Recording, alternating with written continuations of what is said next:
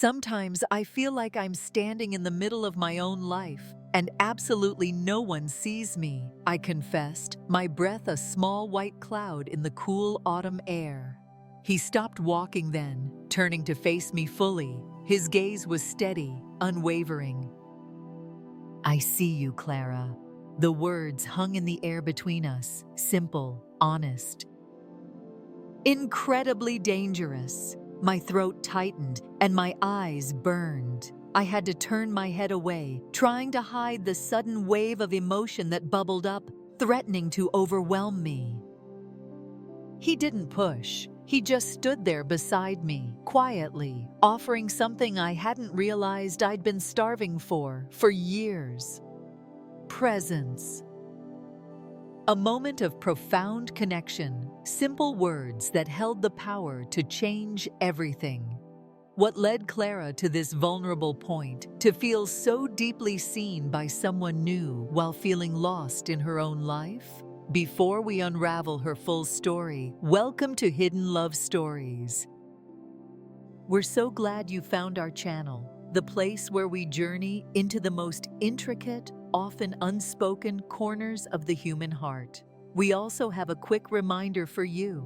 We've noticed that over 90% of our viewers watch our videos but aren't yet subscribed. If you enjoy content like this, stories that explore the raw and real side of relationships with honesty and depth, please take just a second to hit that subscribe button and turn on notifications. That way, you'll never miss an update from us. And if you're already captivated by this glimpse into Clara's world, please don't forget to give this video a like. It truly helps our community grow and allows us to bring more powerful and important stories like this to light. Your support means the world to us. As we continue with Clara's story, please also be mindful that, like many narratives we feature here on Hidden Love Stories, it navigates some very mature themes, including deep marital disillusionment and the complexities of emotional infidelity. Please proceed with care and be mindful of your own comfort. Now let's allow Clara to take us back, to show us how the carefully constructed edifice of her life began to sway. My name is Clara. From the outside, my life probably looked like a well-tended garden, every bloom perfectly in place. I've been married to my husband, Daniel, for over 14 years. We met in college, one of those sweet, almost cliched stories people tell at reunions and smile fondly about. He was utterly charming back then, quick-witted, fiercely ambitious, and always so incredibly sure of where he was going in life. I was the quieter one, more focused, soft-spoken, naturally drawn to stability and calm. We balanced each other, or so it seemed, in ways that made perfect sense at the time. We got married young. Looking back, maybe too young. I was just 23. Daniel was 25. Our early years were a whirlwind of rented apartments, looming student loans, countless ramen dinners, and those silly arguments over whose turn it was to do the dishes. But we loved each other through it all. At least that's what I firmly believed. By the time we hit our mid-30s, the landscape of our life had dramatically changed. Daniel had carved out a successful, demanding career in finance, and I'd stepped away from my own budding career to raise our two children, Leah and James. I was okay with that decision at first, or so I told myself. Being home for the kids, being that constant, unwavering presence in their lives, I believed that was noble, worth more than any paycheck. But slowly, almost imperceptibly, I started losing pieces of myself. The days began to blur, one indistinguishable from the next. Early mornings, packed lunches, school drop-offs, endless grocery lists, meticulous meal preps, and late, weary nights. Somewhere between Daniel's frequent business trips and his important board meetings, we simply stopped talking about anything that truly mattered. Our conversations dwindled into logistical updates. Hugs became routine, almost reflexive. Intimacy faded, replaced by the relentless practical machinery of family life. I didn't blame him entirely. We both let the distance between us grow like an untended vine. But what cut the deepest, what truly hollowed me out, was how utterly unnoticed I felt. Then, last spring, everything began to shift, subtly at first, then with an undeniable momentum. That was when Aiden moved back next door. He'd grown up just 2 houses down, the only child of the Davies, who'd been our kind, elderly neighbors for decades. I remembered Aiden as a bright, energetic kid, always kicking a soccer ball around or biking with a pack of other neighborhood boys. When he turned 18, he left for college in California, and for years, we rarely heard much about him. But after his mother passed away, he came back. Now 23, freshly graduated, he was looking after his father, whose health wasn't doing well. The first time I saw him again, truly saw him as the young man he'd become, he was unloading boxes from a U-Haul. I was out front, trimming the hedges, and for a fleeting second, I didn't recognize him. He was tall, broad-shouldered, and carried himself with that easy, unassuming confidence people often have in their early 20s. He smiled when he saw me. "Mrs. Owens?" he asked, a hint of nostalgia in his voice. I laughed. "You are absolutely not allowed to call me that anymore. It makes me sound ancient." He grinned, a warm, open expression. "Sorry, Clara." And just like that, with a smile, a name, a simple reintroduction, something new began. In the weeks that followed, I'd see him often. He'd mow the lawn for his dad, walk their old golden retriever, sometimes just sit on their porch, reading or talking on the phone. We exchanged the usual pleasantries neighbors do, comments about the weather, local news, a shared complaint about the erratic garbage pickup schedule. Nothing out of the ordinary. But it was around midsummer that our conversations started to lengthen, to deepen almost without intention. One sweltering afternoon, I was struggling with a broken sprinkler head in our backyard. Daniel was away on another business trip, as usual, and I really didn't want to call a plumber for what seemed like such a minor issue. Aiden noticed me from his porch and ambled over. "Need some help?" he offered, his voice casual. I hesitated for a moment, then nodded, feeling a bit foolish. "It's actually pretty embarrassing. I've been wrestling with this thing for a good 20 minutes. He crouched down beside me and started patiently fiddling with the pipe. I watched him work, focused, patient, and I thought I detected a hint of amusement at my earlier frustration. Within minutes, the sprinkler sputtered, then hissed back to life. "There," he said, brushing dirt off his hands with a satisfied look. "Not so hard, was it?" "Easy for you to say," I laughed, genuinely grateful. From that small moment, something changed. It wasn't dramatic or obvious, but I could feel it, a subtle shift in the air whenever he was around. He'd wave when he saw me gardening, his wave now lingering a little longer. Our casual chats by the fence started to stretch.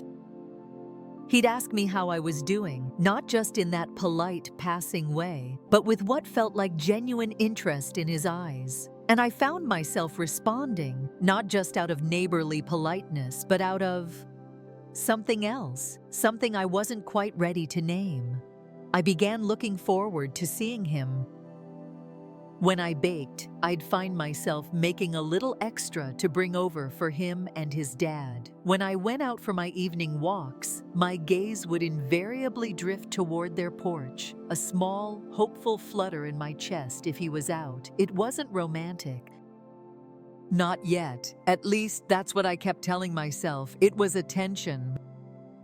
It was kindness. It was someone noticing me for more than just what I did for others. Then, one afternoon in late August, something happened that decisively tipped the scale.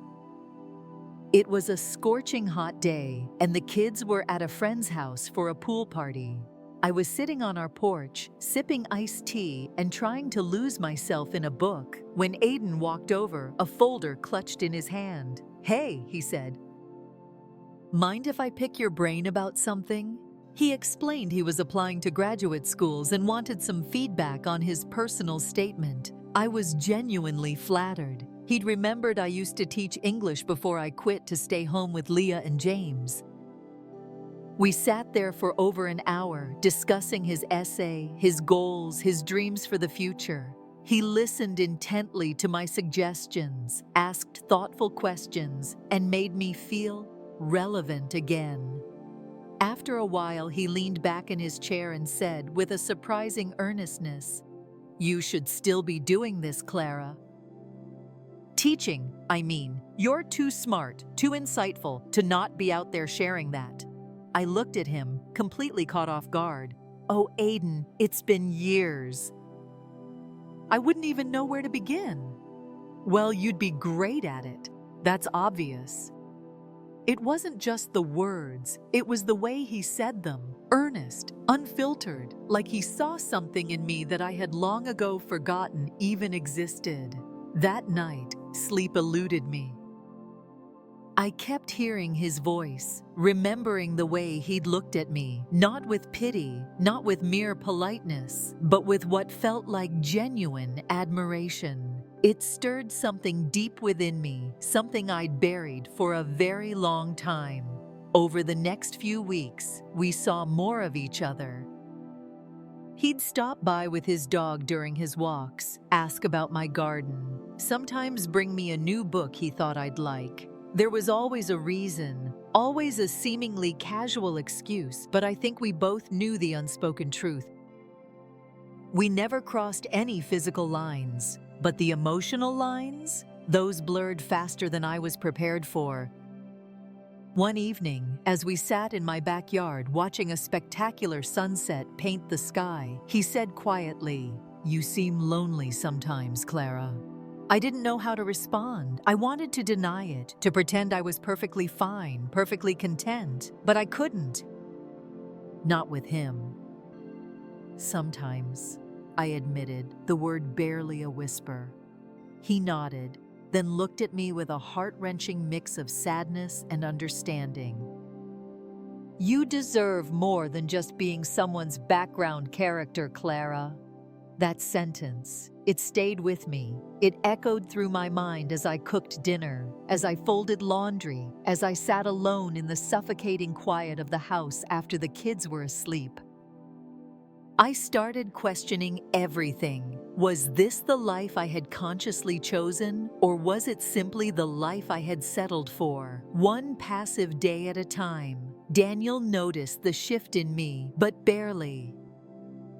He was too wrapped up in his work, in his meetings, in his endless parade of emails and looming deadlines. He'd ask if everything was okay, but only in passing, his attention already drifting back to his phone. I'd tell him I was just tired.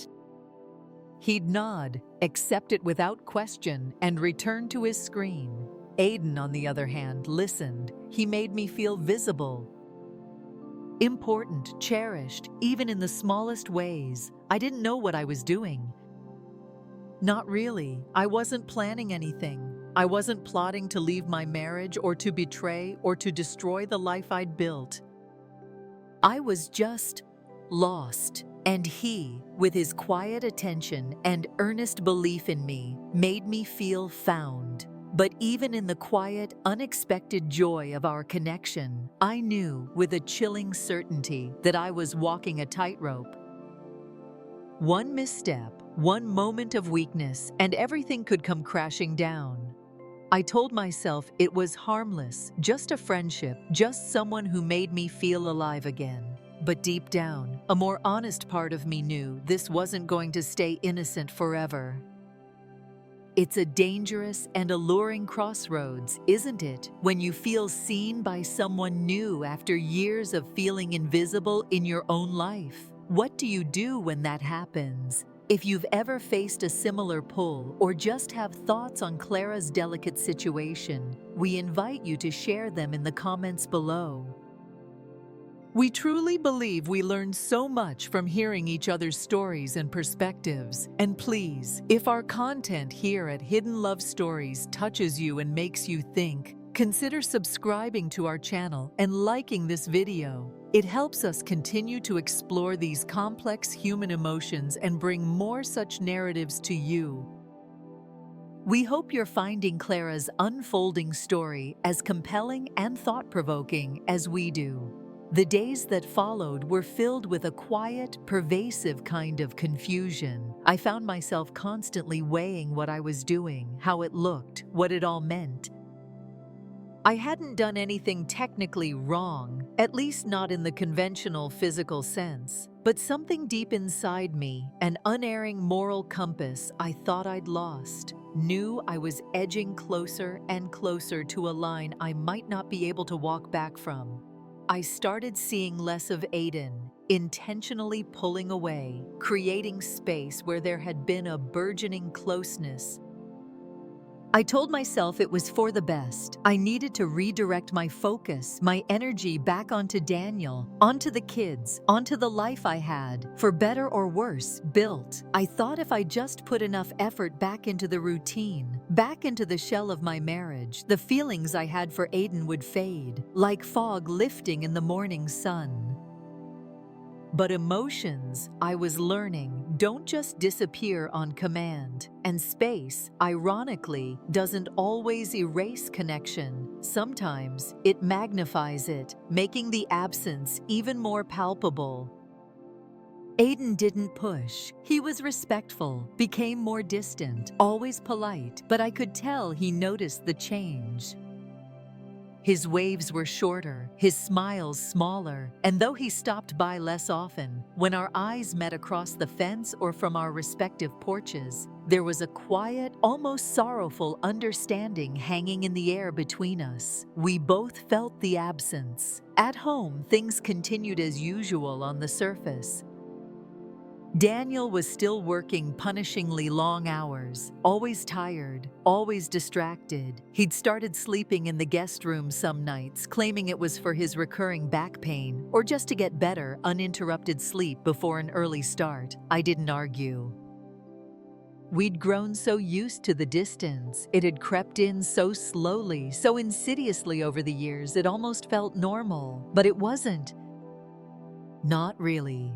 The kids, thankfully, remained blissfully unaware. Leah and James were still young enough to be wonderfully absorbed in their own little worlds of homework, playdates, and weekend plans. I kept up appearances for them, packed their lunches with little notes, helped with school projects, cheered from the sidelines at Leah's soccer games, and sat proudly at James's piano recitals. But inside, I was unraveling. One night, Daniel came home even later than usual. It was almost midnight. I was sitting on the couch, half-heartedly reading a book, though I hadn't actually turned a page in over 20 minutes. He dropped his keys on the counter with a heavy sigh. "Sorry," he mumbled. "Long day." I nodded, not looking up. "You've had a lot of those lately." He sat down in the armchair across from me and rubbed his tired eyes. "I know, it's just been non-stop. The new clients are a nightmare." We sat in silence for a few minutes. I could feel the space between us, wide, cold, and echoing with all the things left unsaid. "Do you ever feel like we're just roommates?" I asked suddenly, my voice much quieter than I intended, barely disturbing the silence. He looked up, a flicker of surprise in his eyes. "What?" "I mean, like we're just coexisting, going through the motions." He frowned. "Clara, where is this coming from?" "I don't know," I said, though I absolutely did. "I guess I just miss talking, really talking." He sighed again, this time deeper, a sound of pure exhaustion. "Clara, I'm doing my best here." Work is overwhelming. The kids need us. We don't have time to sit around and analyze our marriage every single night. I stared at him, and for a painful moment, I felt like I was looking at a stranger. "I'm not asking for a seminar, Daniel," I said, my voice still soft, but with an edge of frustration I couldn't hide. "I'm asking for a conversation." He stood up, starting to pace the small living room. "And what exactly do you want me to say? That I'm sorry for being tired? That I should quit my job and just sit on the porch with you all day?" That stung. Not because it was intentionally cruel, though it felt that way, but because it was so utterly dismissive. "I wasn't asking for everything. I was just asking for something." "No," I replied softly, the fight draining out of me. "I just want to feel like you see me." His expression faltered for a split second, a flicker of something. Guilt?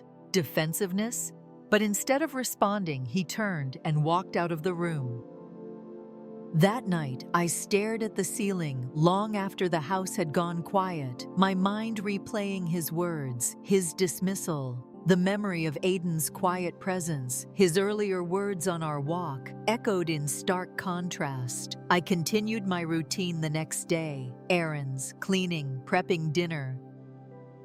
But in the late afternoon, I found myself outside again, an almost magnetic pull drawing me to the familiar act of trimming the bushes near the fence that bordered our yards. It wasn't a conscious decision to seek him out, at least that's what I told myself. But when I saw Aiden sitting on his porch, headphones in, sketching in a notebook, my heart gave that same small, betraying jolt. I hesitated, then waved. He looked up, a slow smile spreading across his face, and he pulled off his headphones. "Hey, stranger." I smiled back, a tentative, shy smile. "Hi." He walked over, stopping a few feet from where I stood. "You've been scarce." "I know," I said, brushing a stray strand of hair behind my ear, a nervous gesture. "Just needed to clear my head." He nodded slowly, his eyes searching mine. "Did it help?" "I'm not sure." There was a long pause, not uncomfortable, but filled to the brim with the weight of our unspoken connection, the memory of our last deep conversation still fresh. He didn't press about the walk where he'd told me he saw me. The impact of that moment was still settling between us. Instead, he gestured vaguely. "The air's getting crisp, autumn's really here." It was a gentle attempt to bridge the silence, to acknowledge the passing of time since we'd last truly connected. The following weeks were filled with an almost unbearable tension. I tried to avoid Aiden, but this time it felt different, almost impossible. Our connection, whether I wanted to admit it or not, was no longer vague or uncertain. It was real, palpable, and trying to bury it only seemed to make it stronger, more insistent. He never said anything inappropriate, never touched me, not even accidentally, but everything about us, every shared glance, every brief conversation felt like a fragile thread stretched taut, vibrating, just waiting to snap. One afternoon, he left a book on my porch, a novel we had talked about during one of our earlier, longer conversations. There was a simple note tucked inside: "For when the world gets too loud, you deserve quiet." I sat there on the porch swing with the book in my lap, staring at his familiar handwriting, feeling like the carefully constructed walls I had built around myself were crumbling faster than I could ever hope to repair them. I started writing in a journal again, something I hadn't done since college. I poured everything onto those pages: my confusion, my guilt, my longing, my fear. I wrote about the life I thought I wanted all those years ago and the woman I had somehow become. And through it all, one undeniable truth kept surfacing, no matter how hard I tried to ignore it. I was emotionally entangled with someone who wasn't my husband. I hadn't physically cheated, but in every other way that truly mattered. I had stepped far outside the boundaries of my marriage. One night, Daniel and I had dinner in near total silence. The kids were at their grandparents' for the weekend, and it should have been a rare, precious opportunity to reconnect. Instead, we ate in two separate, isolated worlds. The clink of silverware against plates was the only sound that punctuated the heavy silence between us. Afterward, I cleared the dishes and stood at the sink, staring out the window at the darkened street. That's when I saw Aiden walking his dog, a familiar silhouette under the warm glow of the streetlights. He looked up towards our house. Our eyes met, just for an instant across the distance, and in that single charged moment, I felt everything. The forbidden possibility, the crushing guilt, the deep, aching longing for a life, a connection that might never truly be mine. I turned away quickly, my heart pounding in my chest, and gripped the edge of the counter until my knuckles turned white. I had to make a choice. Whatever happened next couldn't be accidental, couldn't be a passive drift. It would be deliberate, and I needed to decide once and for all who I was going to be. I went upstairs and sat across from Daniel in our bedroom. He was already in bed, scrolling through emails on his phone, the blue light casting stark shadows on his face. "I think we need to talk," I said, my voice surprisingly firm. He looked up, his expression tired, wary. "About what?" "About us," I said. "About everything." He hesitated, then slowly set his phone down on the nightstand. "Okay." I opened my mouth to speak, but the words didn't come right away. There was too much time, too much silence, too much unspoken resentment, too much of everything that had built up between us like a dam ready to burst. "I don't feel like I'm living," I finally said, the words raw, honest. "I feel like I'm just surviving, going through the motions, and I don't think I can do it anymore." He looked at me, his expression unreadable, uncertain. "Are you saying you want to leave?" "I don't know," I said, and it was the truest thing I'd said in a long time. "I'm saying something has to change. We have to change." He sat back against the headboard, breathing out slowly. "You're not happy." It wasn't a question. "No," I admitted, the simple word carrying the weight of years. "And I don't think you are either." The conversation that night didn't end in a fight. There were no raised voices, no accusations, no slammed doors, just two people staring at the vast, empty space that had grown between them, finally, painfully, acknowledging its existence. I didn't mention Aiden by name, not then. The specifics of that connection felt like a separate, deeply personal wound I still needed to understand myself before I could lay it bare for anyone else, even Daniel. But the shift within me, the emotional distancing he must have sensed, was now impossible to ignore. I knew something for sure. This story, my story, whatever it was becoming, wasn't over. Not by a long shot. The days that followed were filled with a profound, almost sacred period of reflection. I distanced myself from both Daniel and Aiden, not out of anger, but out of a desperate necessity.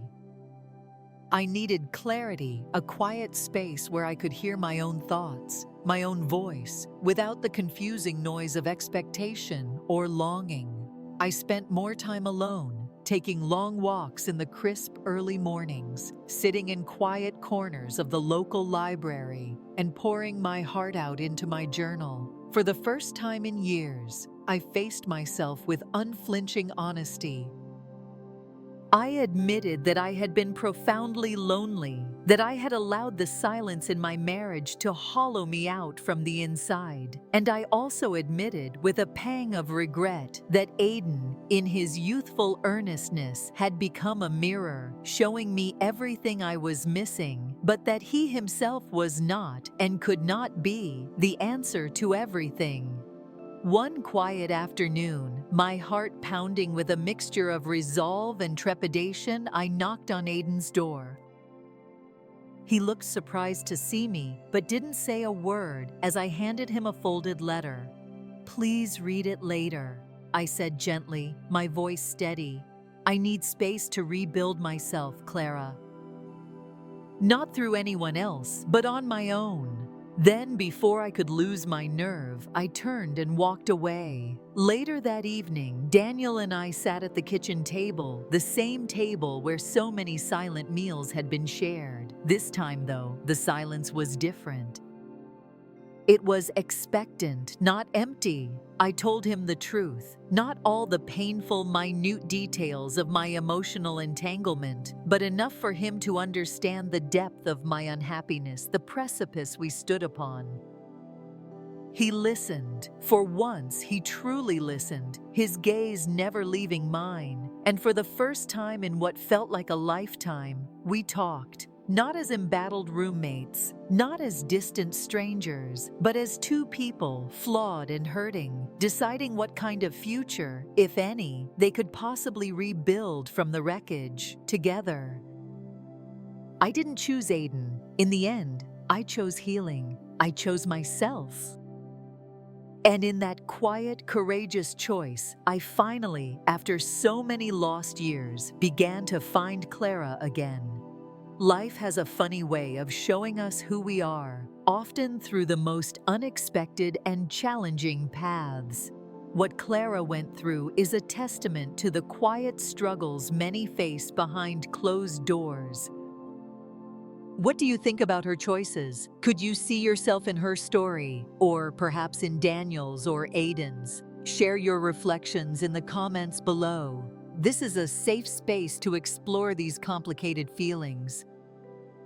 If this story moved you, please give it a like and subscribe to Hidden Love Stories for more narratives that delve deep into the heart of human experience. We're so grateful you're here, listening and engaging. We hope these stories remind you that you're not alone in your own journey.